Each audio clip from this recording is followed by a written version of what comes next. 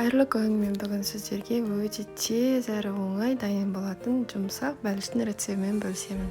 Ең алдымен бізге 200 грамм сүт, 200 грамм ыстық су, тұз, құмшекер, май, ашытқыш және 2 жұмыртқа керек. Жұмыртқа бөлме температурасында болғаны жақсы.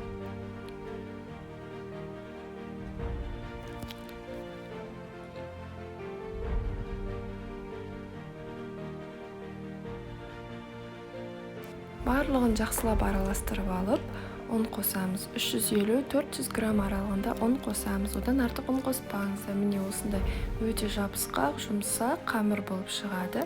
Жарты сағатқа, 20 минутқа жылы жерге қойып қойыңыздар. Міне дайын болған қамырымыз бірнеше есе үлкейді.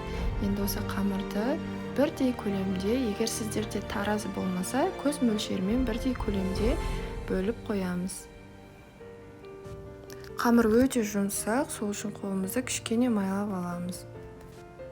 Мен өзіме арнайы пеште пісіруге арналған қағаздан осындай шеңбер жасап қойдым, көлемі бұзылмас үшін. Енді осыны 180 градуста пісіріп аламыз. Міне біздің бәлішіміз дайын болды. Өте жұмсақ, қыздар жасап көріңіздер. Егер видеом пайдалы болса, тіркеліп кетіңіз.